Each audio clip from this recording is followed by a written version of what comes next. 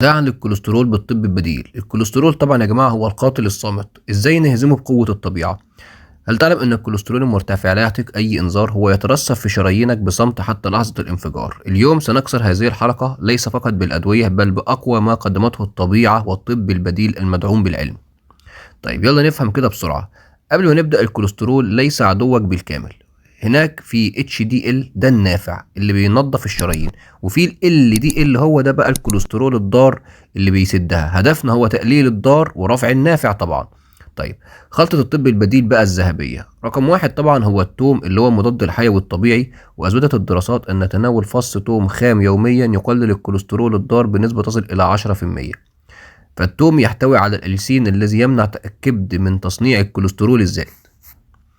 رقم 2 بذور الكتان والسيلينيوم. هذه الألياف القابلة للذوبان تعمل مثل المكنسة في أمعائك، فهي تلتصق بالكوليسترول وتخرجه من الجسم قبل أن يصل إلى الدم. رقم 3 القرفة والزنجبيل. ليس مجرد توابل بل هما محركان لحرق الدهون وتحسين الدورة الدموية، مما يمنع ترسب اللويحات داخل الشرايين. رقم 4 أوميجا 3 اللي هو زيت السمك، السر طبعا الأعظم لرفع الكوليسترول النافع وحماية القلب.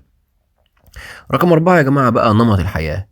طبعا المفروض المشي السريع 30 دقيقة يوميا بيرفع من كفاءة الإنزيمات اللي تنقل الكوليسترول من الدم للكبد وللتخلص منه. وطبعا الصيام المتقطع أقوى وسيلة لإجبار الجسم على حرق الدهون المخزنة واستعادة توازن الدهون الثلاثية. وطبعا دلوقتي أوروبا وأمريكا كلها ماشية بنظام الصيام المتقطع.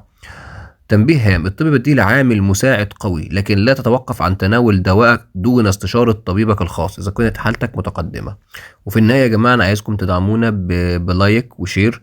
وعندك أي مشكلة في الكوليسترول قول لي نتيجة الكوليسترول بتاعك الضار والنافع في التعليقات. في رعاية الله.